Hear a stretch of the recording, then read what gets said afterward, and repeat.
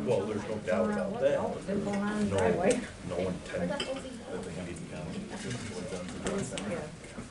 He lives right across the road from my office.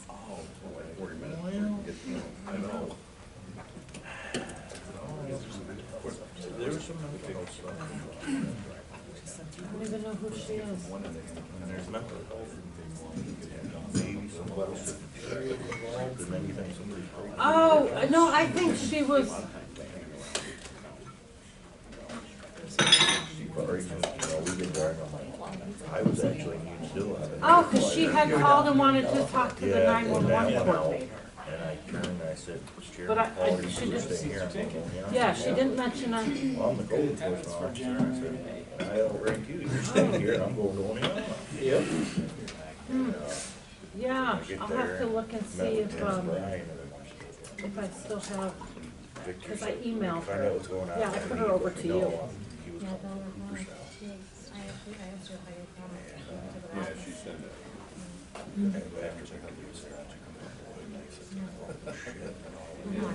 She said they use EMD. All right, it's 1 minute after 1, we'll get the meeting started.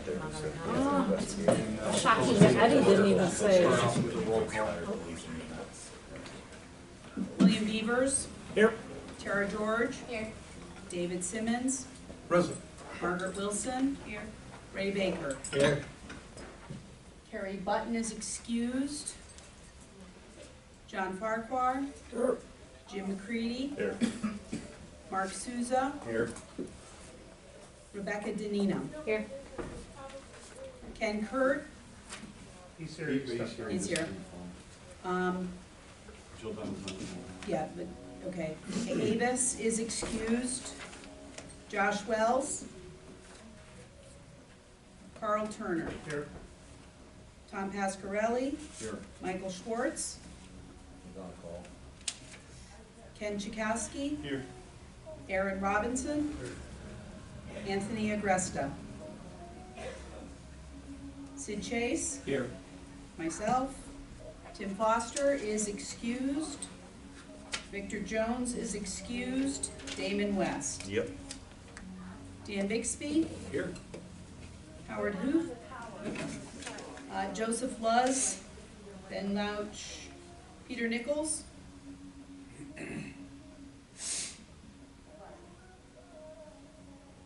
Lou Jones. And Dr. David Markowitz is our REMAC chair. Quorum. Introduction of guests. Our guests today are Owen Hahn, Tim Mirabili, Dr. Smith, Alex Q. Alex, Justin.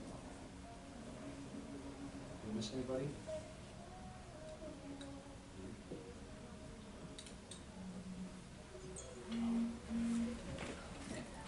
All right, everybody should have received the minutes to the November 16th meeting.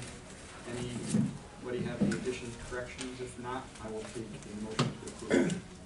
So moved. Second. All in favor?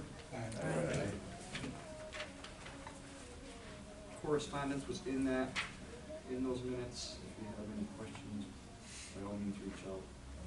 And new correspondence from November 16th through January 17th will be in our next minutes. Chairman's report. We are looking, this region has always lacked in years past to submit awards to the state for the providers in this area. So one of the things that we were talking about is creating an awards committee, if you will, so that our providers in this region can be recognized. We've never really done it. There's a million different awards out there for BLS provider, ALS provider, agency of the year, youth provider, EMS leadership awards, EMS educator awards, registered nurses, physicians, commissioner of health awards. There's a whole slew of them on the state website, and there's actually an application for that. And those are supposed to come to come to this region. We want to push this out to our regional people. So I'm hoping and anticipating that we will get some nominations. So with that being said, I would love to have somebody chair up an awards committee to make those decisions when they do come in. And awards are due to the state by March 1st, so this is timely. So you would want applications by. It has to be the next REMAC meeting, or the next meeting. Prior.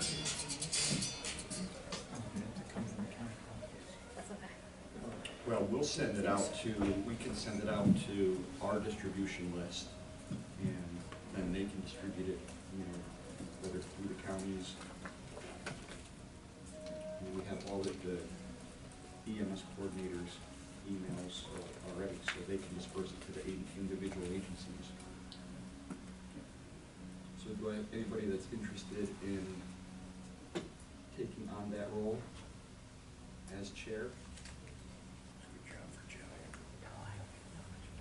Thank you. Anyone Who willing do to you help want? out? Maggie just said she wanted to help. Okay. Who else do you want to help you That's out what you were with? whispering, right? Don't keep going. Oh, and Tara. Tara. Either or. Anybody else who left just volunteered also. Looks like we have a bunch of people. Perfect. Thank you. We'll get that, we will get an email out hopefully shortly. The newly formed committee would like applications to them for review by February 8th. Close of business. Right, when's our next meeting? The 15th, right? Yes. Yeah. And they can send them to my email address.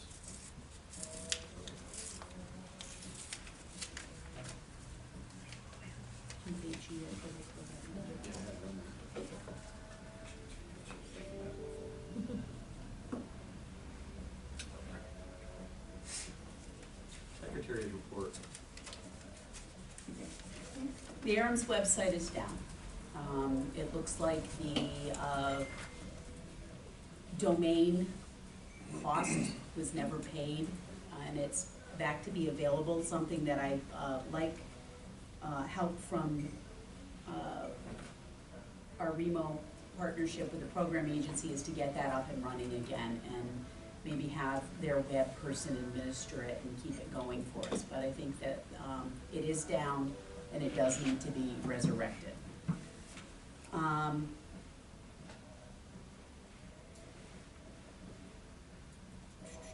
This is the season of new officers. Most agencies are having elections. Please remember to notify the state by submitting the DOH 2936, which updates them on all the contact information for your agency.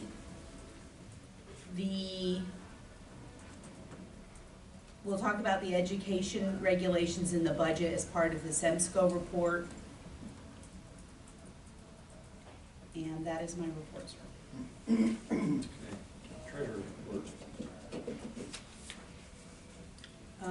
Our opening balance for savings was $9,648. That is also our closing balance. Our operating account opening balance was $3,311.66, with expenses of $2,181.17 for a balance of $1,130.49. Our CON account opening balance $15,617.56, expenses $4,625.42, with a deposit of $5,000 gives us a balance of $15,992.14.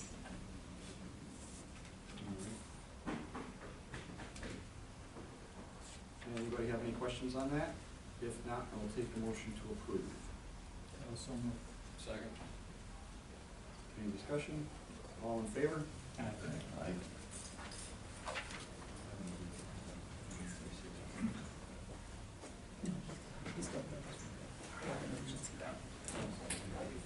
right. Let the record show Mickey Schwartz is now here, and who's your guest, Mickey? Justin Sanford. Thank you. Program update. Yep, I have a report here. Beth has an e-copy. If anybody needs it, I guess you can contact her. First, we'll start with regional credentialing. Wellbridge Fire just gained a new AEMT, Kristen Ruling. Johnstown Fire picked up a new medic, Scott Fettinger. And Sydney EMS gained a new paramedic, Anthony Kilgallen. EPCRs, Davenport Fire went with Image Trend. They've been endorsed. Worcester Emergency Squad went with Image Trend. Montgomery County Sheriff's is going with Emergency Networking. And Galfo First Response has chosen Image Trend. For public access DFib or PAD, SUNY Cortland submitted an update. They're good with that. There was one PAD DFib occurrence or usage that we were made aware of, and that was Delhi Village PD. I don't have any QI information or outcome info on that, though. Agency operators certificates and updates. Northampton Ambulance, Long Lake Rescue, Roxbury Fire, Milford Fire Emergency Squad, and Otago Emergency Squad. BLS modalities, Broome Fire had REMAC approval for BLS glucometry. There were no iGel apps, no Narcan, albuterol CPAP with 12 leads, so that completes the BLS modalities. We also did receive a copy of Broome's CLIA waiver, so Okay, that is good. complete. All right. Just a couple of items of note. I do finally have health commerce access. So if anybody here has agency reps that need to gain entry into health commerce system, just have them contact me. What they'll need to do is log on to the health commerce system and create their user ID. Send that to me with their preferred email address and a legible copy of the front of their driver's license. There's certain information I have to enter off that license, and I have to actually attest on the health commerce system to seeing that. So create a user ID, email, and send me a picture of the license, and I should be able to get them in. The ARMS annual audit will begin next month. Our auditors, Teal, Becker, and Sharmani, will be completing that. Since the program agency is governed by the REMSCO, usually what they do, and that's what they do with us, is they complete the audit entirely consisting of the REMSCO and the program agency, and that's what they'll do with this audit. And actually, this audit isn't an audit, it's a review, which is one step below a full audit. We petitioned and received approval from DOH to complete a review for errors. So that should save us a few dollars on that end. The only other thing I have is I did not attend the state December meetings. I had a conflict. Our REMAC was the same date, and they chose to have the meetings. Don't ask me why. They knew ahead of time. But so I was committed at REMO for that. One thing I did learn, though, is the state is transitioning from what they call Grants Gateway to the state financial system.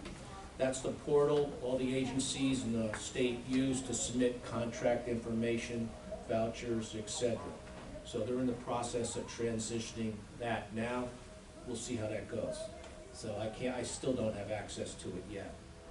And the only thing I want to make, the only other thing I want to make folks aware of is Department of Health is 9 months deficient in payments relative to ARMS. We haven't received reimbursement contract-wise for anything for 9 months. REMO, we're in the same boat. We're about 8 months deficient with them.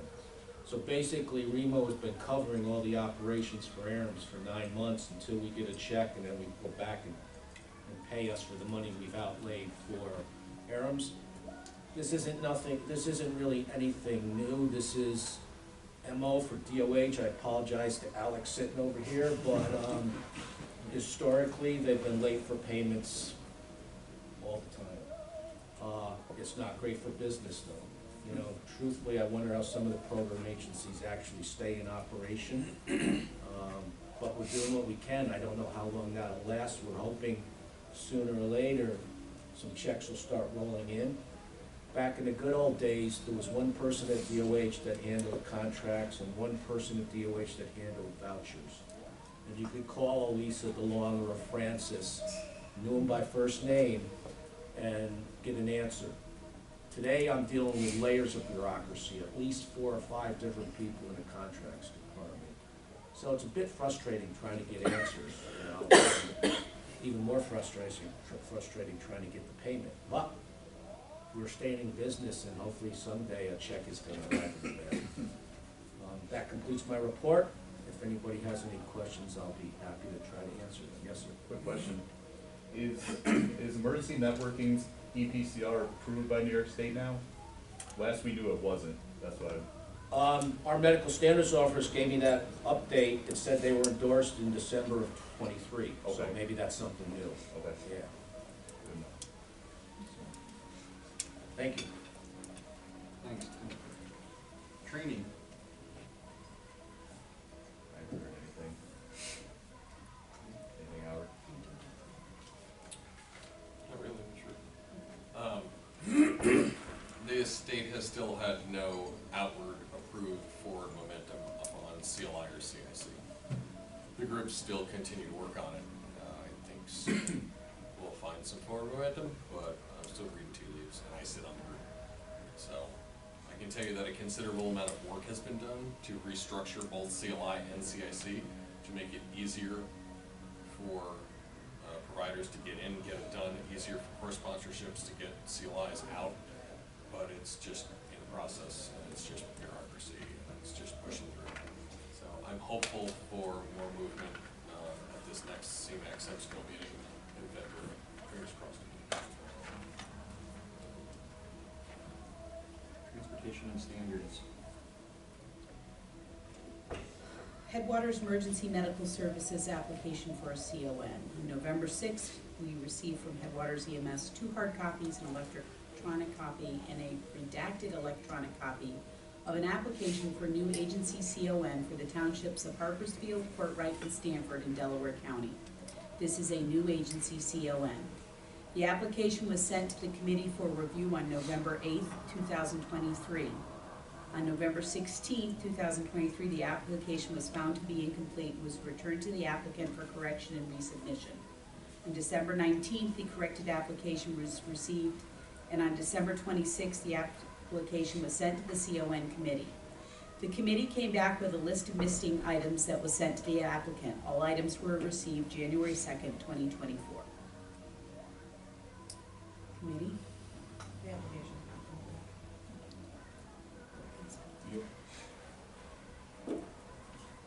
So the motion from the CON committee is that they find the Headwaters application complete. I'll second that. Any discussion? All in favor? I will forward it to the state for F&C and meet with Ray to find times for a public hearing.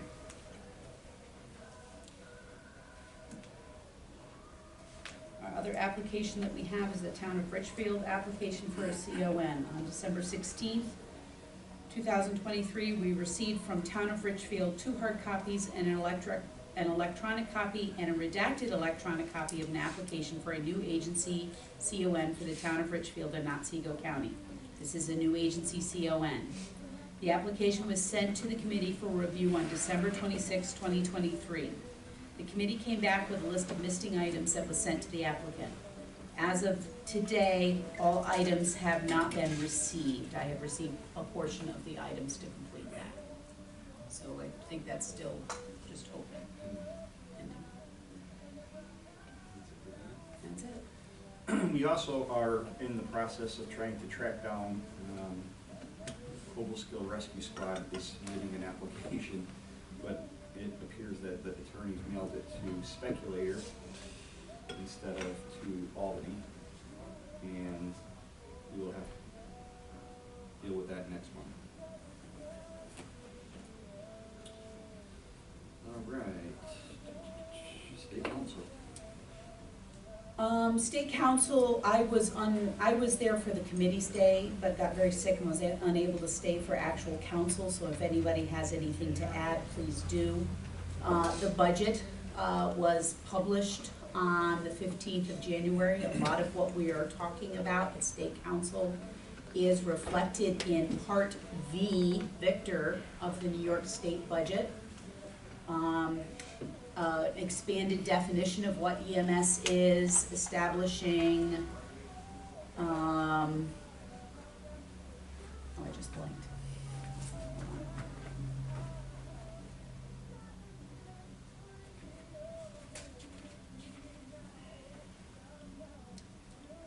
Streamlining the certificate of need process, creation of 5 emergency medical service EMS zones across the state overseen by the newly established EMS statewide task force to augment the EMS workforce, establishing a paramedic telemedicine urgent care program to expand care in rural areas and reduce preventable emergency department visits, allowing general hospitalists to provide care in a patient's home and allowing emergency medical technicians to provide non-emergent care in the community.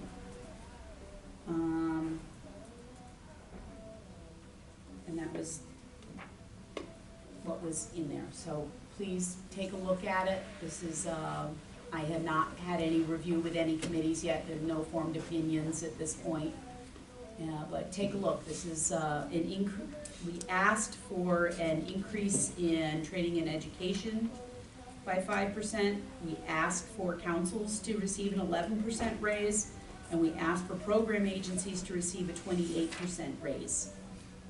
Overall, the budget went up from 10.7 million to 11.9. That was our ask. I do not know if we got it.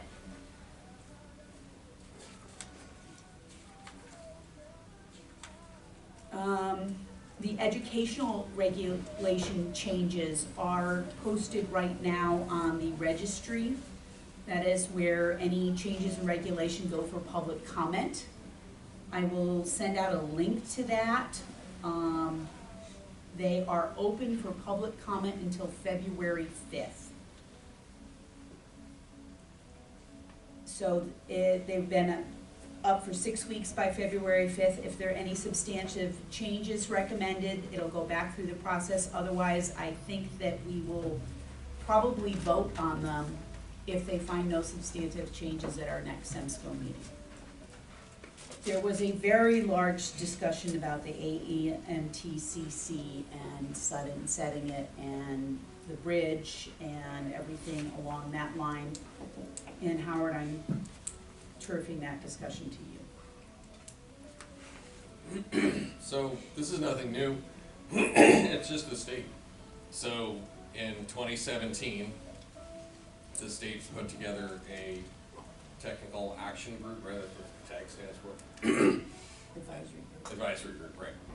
And I sat on it. We had big discussions here about where we want to go with this, how we could support CCs, etc., and what to do with them as a level. And the TAG spent probably about 8 months to a year working on it, pulled data from across the state, and it just came down to, of the carded providers, back then it was something like 11%, and the projection was that the actual providers who provided care was about half that. And the numbers have declined since. Well, back in 17, we pushed out that we wanted the state to create a bridge so that it was easy access for CCs to be able to become paramedics and do a regulated phase out of the level, because the level was a 1996 curriculum that was going to cost millions of dollars to update.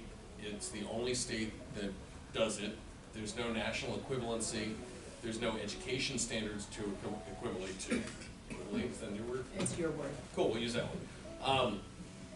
And it was just kind of sat there, well, look, we don't want people to lose jobs because of this, but past that, we need to figure out a way out of this because it's antiquated care and it doesn't make any sense, and we don't support it anymore. And at the time, some of the physicians on the Collaborative Protocol Committee and in local REMSCOs were asking what to do with that, because protocol changes needed to follow scope of practice, standard of care, et cetera, and some of the training just wasn't there.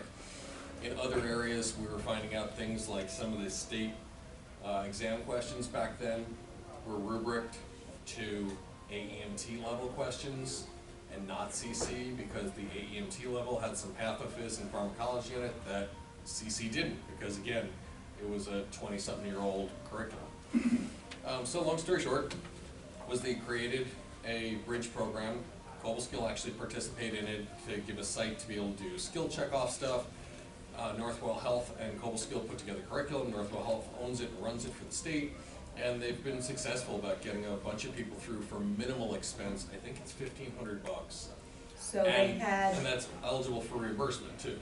They had 11 completed cohorts. They'll be starting their 12th on April 18th, 2024, and they have certified 311 paramedics, and there are 1,249 critical cares left in the state. Right. So, having said that, there are some people just haven't taken the initiative to go forward. There are also some people that just maintain their card, and that's fine. For the most part, there are not a lot of areas that are solely reliant on EMTCC anymore across the state. I know we have some of them out here, but they're getting smaller and smaller, and as our CC population dwindles also, that becomes less and less. So for some reason, you know, it was originally pushed that we wanted the TAG wanted a definitive time frame for when this was going to just be closed, and then anybody who was practicing as a CC could stay via the CME research. Well, then the state created the loophole by saying that you no longer had to be with an active agency as an active provider to use CME recertification. So now expired CCs, or CCs that weren't providing care, could go through their CMEs and renew their card. Again, we sit here because Ryan Greenberg, the director of state EMS, decided that he wanted to revisit this instead of having the state EMS office make a decision as to when this was over. So he kicked it back to training and ed. I sit on training and ed. The training and ed committee took a look at it, and we put forth a unanimous motion to basically support the 2017 decision that was backed by the REMSCO and the CMAC that said, look, by a certain date this needs to be done. There was a long motion that basically established timeframes. And then it went to the CMAC, no, the REMSCO, because the CMAC, the physicians, couldn't pull a quorum last meeting. And the REMSCO, to my understanding, shut down the motion and pushed it back to committee. What that means, I really don't know. I can't wait to ask until I go back, because there was no formal process. When you get a seconded motion from a committee, you're supposed to actually vote on the motion, you pass it or you fail it, and then you can take action from there. None of that actually happened. So They wanted more input. yeah, but that was it. They wanted more input, but no direction as to what. There was talk about opening this back up and going back out to the state and trying to data mine again. So I really don't know where the heck this is going to go. But the bottom line is that we don't have a way to support this in the state right now. The state knows this, and the state EMS office needs to make a decision as to when they're finally going to end the CC level in New York State. Right now, it still is 2030. Well, so Sid, right, so that's what it was supposed to have been, right? But the trouble is that when we pushed forward that motion, we said it should run, the bridge program should run for 10 years, period. Well, the state, the REMSCO and the state changed that at the end from our recommendation and left the wording loosey-goosey to a minimum of 10 years. So if you actually read the policy statement that came out, yeah. So it's icky, right? And you know, my personal read on this is that there's people within the state that don't want to be the bad person that kills CCs finally. But I think even if you ask the CCs who are out there providing care right now, they know that we need to do something with this. So the decision just needs to be made. I think they're going to look for more data. They're going to look for different people to hide behind, and that's fine. But it just is what it is. And the cost of Northwell is $1,500 upfront, and there's a $1,500 reimbursement. Right. It is the cheapest paramedic program you will ever, it is the cheapest way to get a paramedic card that you will ever find. I think it's $2,000 now. Yeah. At least I saw it on the Okay, website. I don't know what it is through Northwell, but I can tell you that the reimbursement model is still really good. So, you know, and it's completely self-paced, it's a nice easy setup, and you still have local course sponsorships that are set up to help. We stopped helping regionally because we had no applicants in Northwell's cohorts. So after 2 years of not getting anybody, we said, hey, look, if you get somebody, call us and we'll partner back up, but we get nothing. So we opened ourselves up basically for free for skill, as a site for skills and, you know, skill repetition and open the sim letter and, you know, making sure that you could bridge to it easily and locally. But everybody else here stopped. I know, ARMS-wise, how many active CCs do we have? I'd have to pull that report. I think Otsego County has 27. I think you might have 15 in Delaware County. That appear on PCRs regularly. I would have to look at that report Charts. we got from the state. That's really what the state's gonna be looking for, I think. I really hope they don't go back into this because I don't know why they would. But what they're really looking at now is trying to figure out certified CCs versus CCs that actively provide care in the absence of paramedics with a paramedic level call or a CC level call, right? So they don't want to look at a CC who did a BLS transport. They want to actually look at, if we remove CCs, how many actual patient runs are we going to affect? So I don't know if they're even going to get the data that they wanted, because we looked for that in 2017, and the state data is interesting to work with. And they want to know, how does it affect your region, and what resources or barriers are there that would either help you or prevent you from bridging the rest of the Right, so CCs. so the problem is that was all supposed to have gone out from the state, and obviously none of you have gotten anything about it. I haven't either. I will tell you what I have said here for years though, is I go to the meetings. So if you have something that you want brought forward, shoot me an email and I'd be happy to read it directly into the record. I don't have a problem being with this region's mouthpiece. I have no problem with it whatsoever. Whether I agree or disagree with it, I'll still read it. So if you have something that wants to go forward, just say so. But it's coming, it has to. And I think at this point, again, this is just my personal opinion, folks that are in a position to make the decision don't want to, and they're hoping that somebody else swings the axe. And I think, to be perfectly blunt with some physicians in the room, they're gonna push it towards that level, because as side conversations, as sitting on training ed, I've had physicians on the REMAC approach me and go, hey, with regard to protocol, where do we draw the line on this? Because if you actually look at the 1996 curriculum, the curriculum that CCs are taught to, the scope of practice for CCs, there's no end title discussion. So I had a physician go, how do we continue to let CCs to intubate? And I said, I don't know, I don't want to answer that question. So that's for you guys to look at. All I can tell you is, I know good CC classes go way above that. I know the lady sitting to the right of me has run some really good CC classes, but she'd tell you too that she goes way above the level of the actual curriculum. So, it's upon us, they just need to figure it out. So, if you have thoughts or opinions, I'll take them now, take them later, take them in writing, jot something on a napkin, send me pictures, as long as they don't get me in trouble. It would be great if we had agencies or regions that were dependent on CCs to forward information on to Howard, so he's got that data. Because if we've got a strong CC presence in a region, it would really be helpful. It's devastating to the region. The CCs who are practicing have continued their education through CME. Well, Far into the. some. Yep.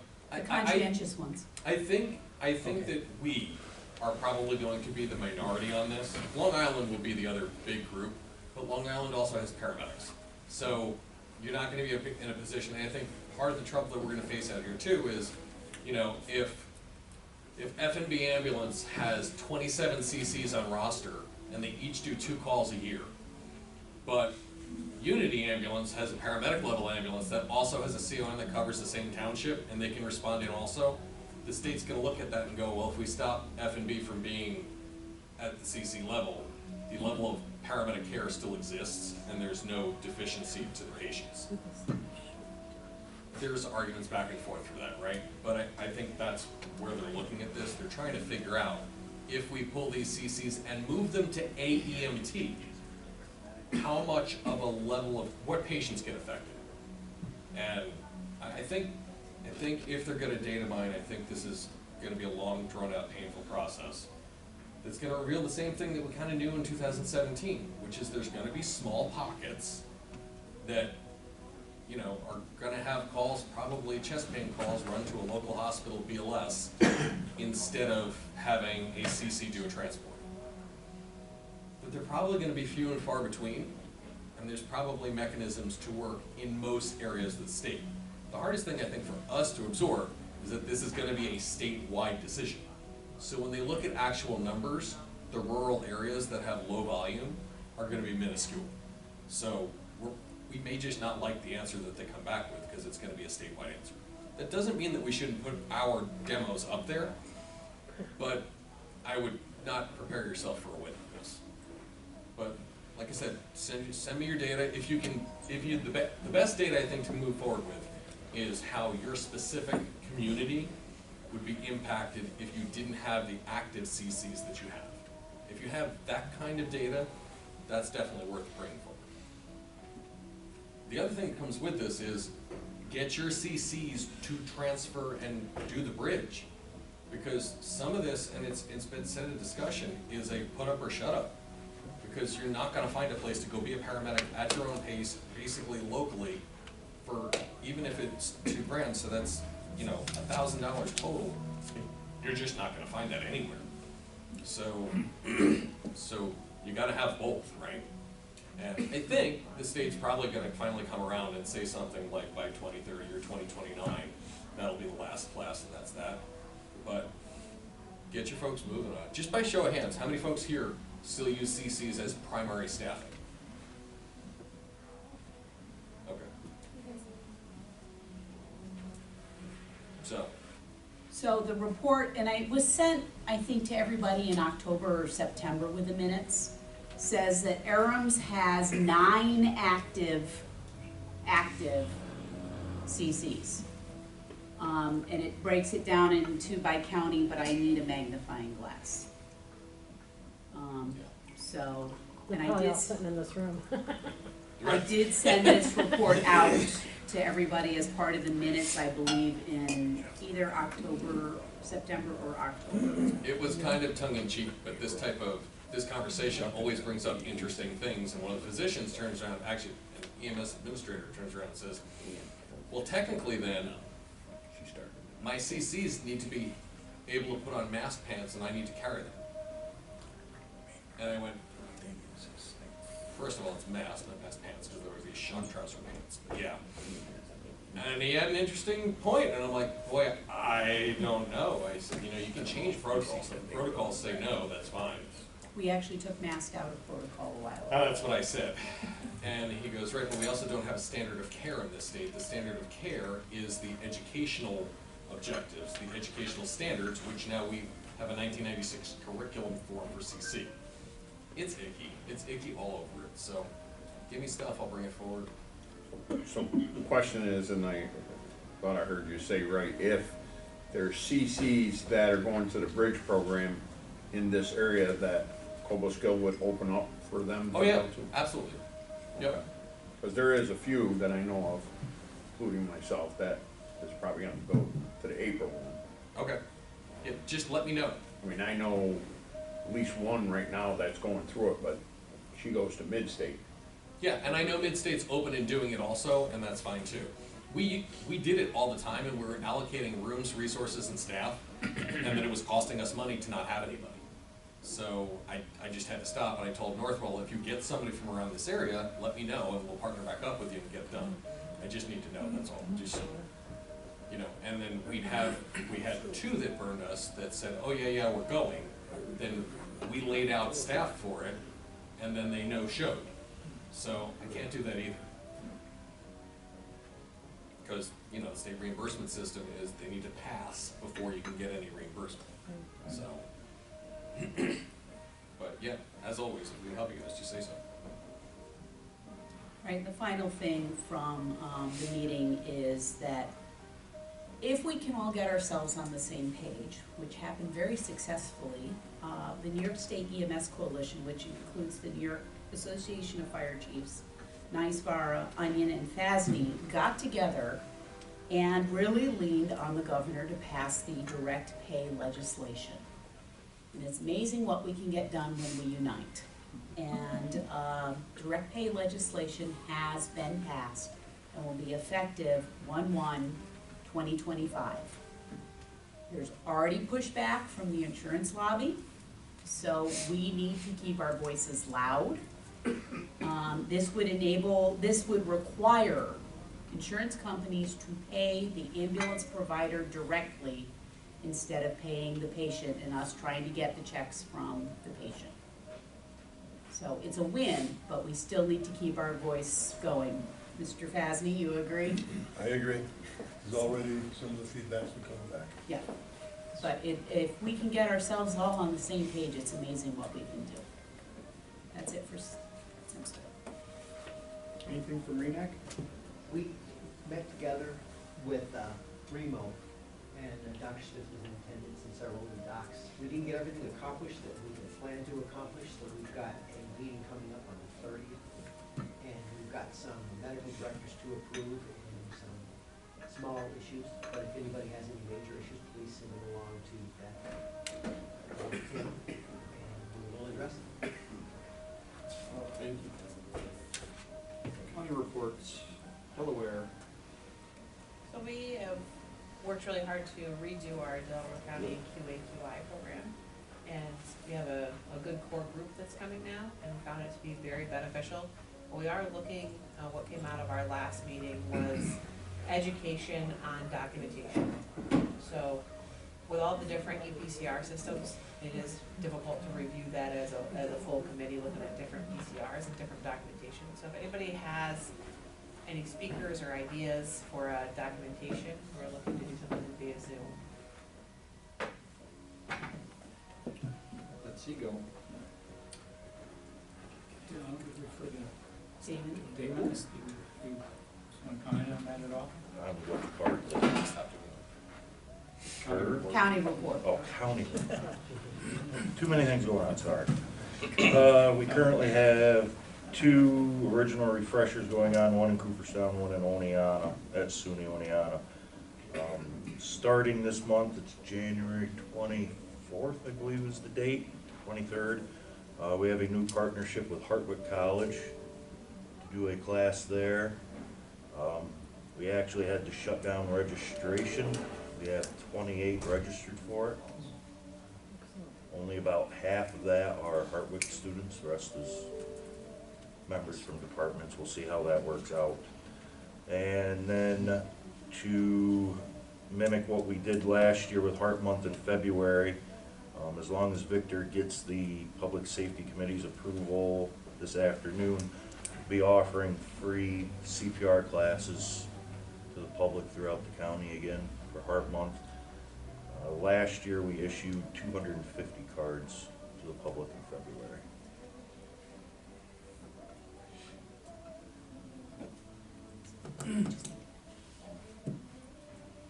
Mr. Harry? First off, I'd like to introduce Owen Hahn. He was approved by their board and to be on, he's replacing Dr. Luz's seat, I believe. He's intern until the end of his term. And we re-voted on. Council will meet next month to see if anybody put in for the other position from Ben Lauk. Last month or November, I talked about quiet response and whatnot, so I did come up with a policy. It kind of introduces a few things. I pulled information from, let's see what I pull up here. DOH 0013 talks about lights and sirens and how we're violating, or not violating, but asking permission to move from your vehicle traffic safety laws. A nice paper from the U.S. Department of Transportation I used, and the joint statement from February 22 talks about this stuff. Actually, I had a conversation with ESPI. He's insured Bill Van Gorder.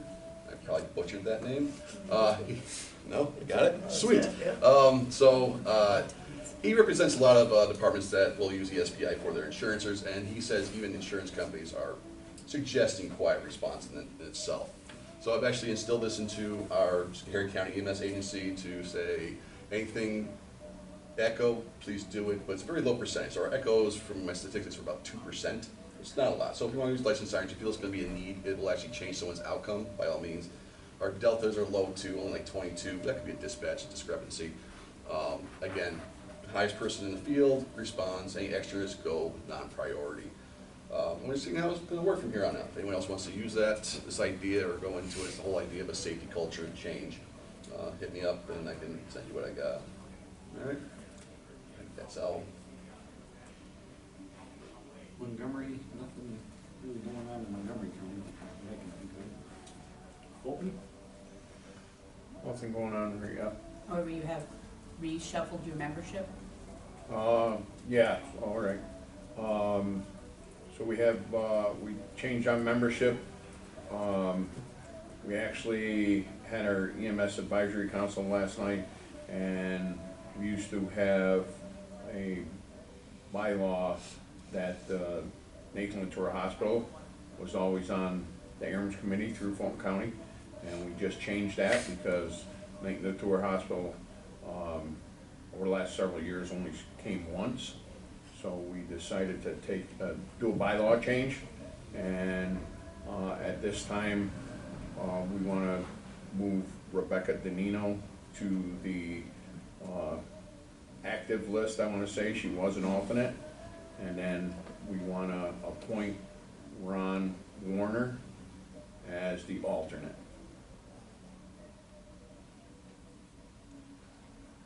Okay. We have put that in the record. You're all set. Okay. We got your letter, so you're good to go.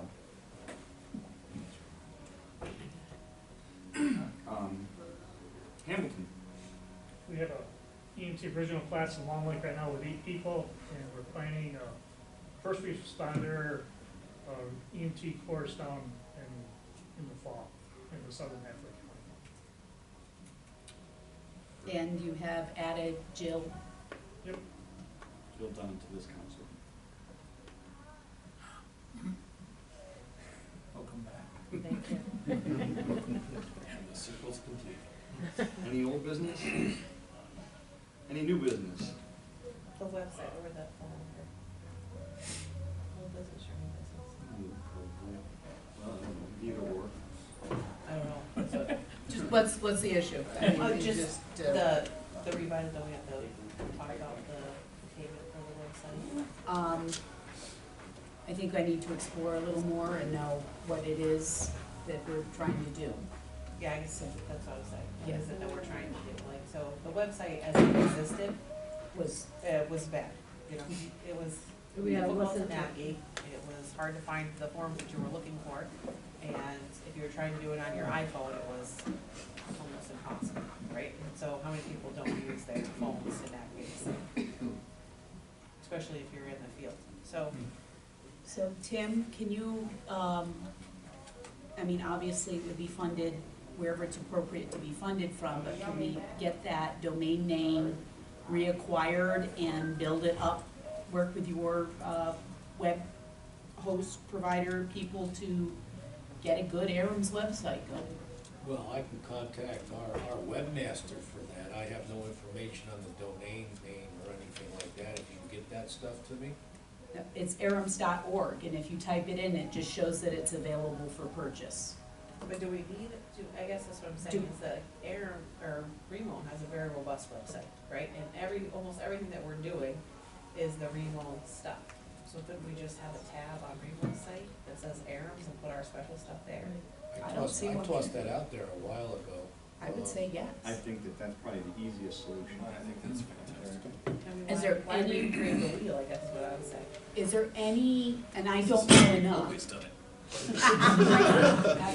is there any way to redirect arms.org to that page on the Remo site? I don't know if that's doable. Well, you have to find out. Yeah. Just in order to We can put the Yeah, information change for. out, I mean, but if you type in ARMS eventually, it'll spit you to that site. You know, I don't know. We need some Or just put it, I just you know, guess, I don't put it see the up point there. in purchasing a domain, you're building a domain for something that looks identical. Could be I suppose create an Arab tab on our Yeah. site. Yeah. I think that's like hitting the easy button. I'll contact the web guy and see what we can do. I mean, We're because we already do, logging on there to update our agency stuff.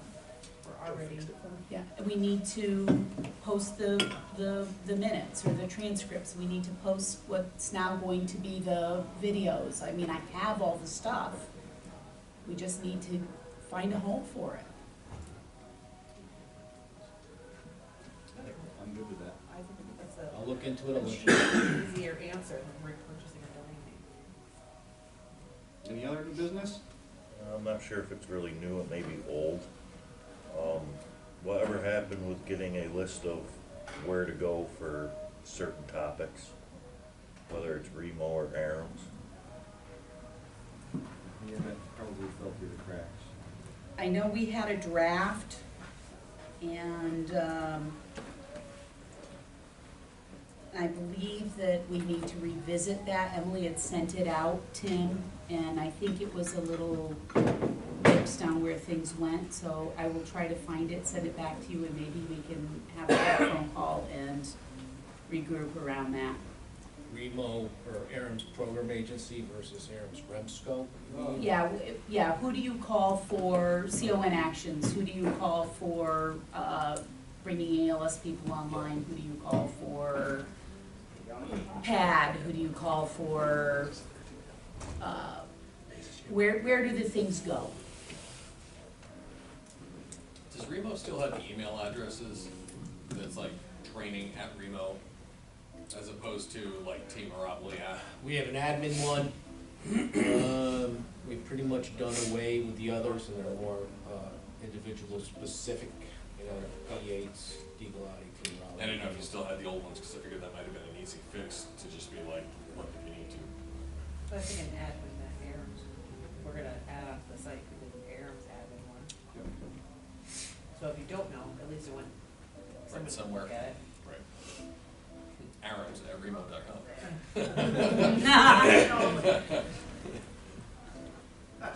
Any other business?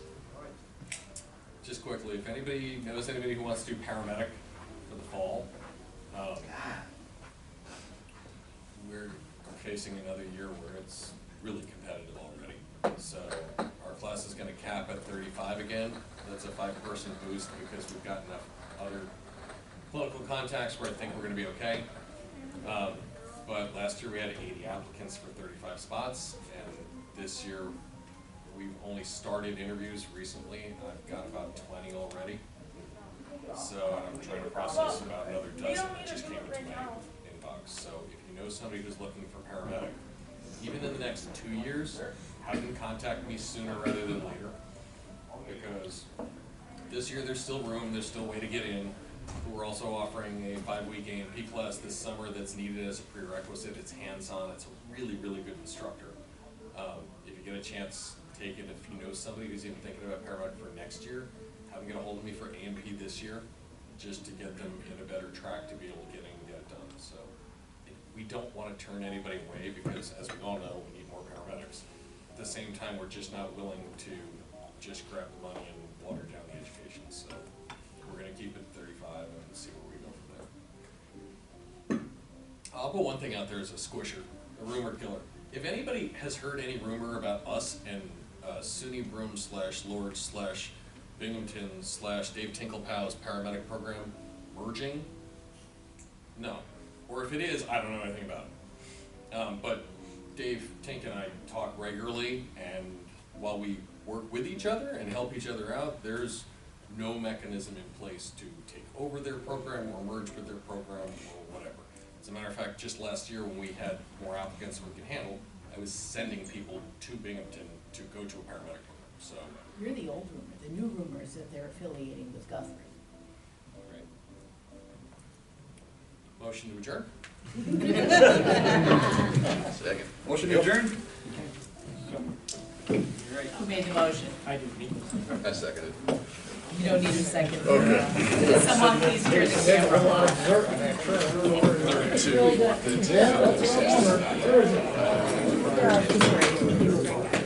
I will.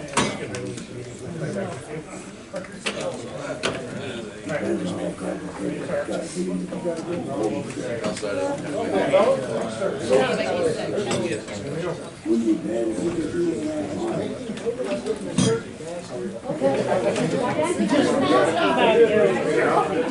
That's it.